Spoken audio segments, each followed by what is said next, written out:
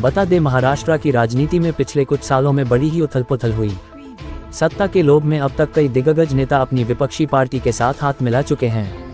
वहीं एक बार फिर महाराष्ट्र की राजनीति में बड़े परिवर्तन की सुगबुगाहट है। दरअसल भारतीय जनता पार्टी के पुराने सहयोगी उद्धव ठाकरे सारे गिले भुलाकर फिर से भाजपा के साथ जजद आ सकते हैं। एक दिन पहले महाराष्ट्र के मुख्यमंत्री देवेंद्र फडणवीस ने शिवसेना यूटीवी प्रमुख उद्धव ठाकरे के लिए कहा था कि वे मेरे कोई शत्रु नहीं हैं।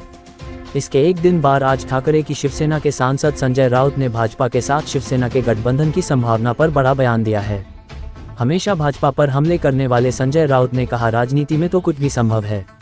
राजनीति में ना तो कोई स्थायी दोस्त होते हैं और ना ही स्थायी दुश्मन। इसके साथ ही उन्होंने बिहार के मुख्यमंत्री नीतीश कुमार का उदाहरण देते हुए कहा कि पहले नीतीश कुमार भी भाजपा के सख्त विरोधी थे, लेकिन अब वो भाजपा के साथ हैं। इसलिए राजनीति में भविष्य में कभी कुछ भी हो सकता है।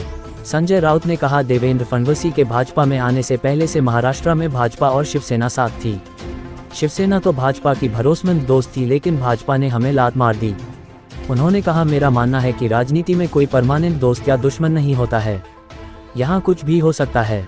क्या भाजपा से ठाकरे की शिवसेना के गठबंधन की संभावना आपको नजर आ रही है?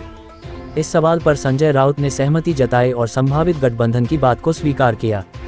बता दें, शुक्रवार को सीएम फडणवीस ने भी कुछ ऐसी ही बातें बोली थी और पुराने साथियों के साथ आने के संकेत दिए थे।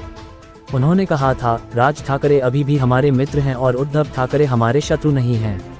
उन्होंने था कि 2019 से 2024 के घटनाक्रमों पर नज़र डाले तो मुझे ये महसूस होता है कि कभी भी कुछ भी नहीं कहना चाहिए, कभी कुछ भी हो सकता है। उद्धव ठाकरे हमें छोड़कर कहीं और चले जाते हैं और एनसीपी के अजित पवार भाजपा के पास आ जाते हैं। राजनीति में कभी कुछ भी हो सकता है। इसके साथ ही उन्होंने कहा, हालांकि मेरे कहने का ये मतलब नहीं कि ऐसा होना चाहिए।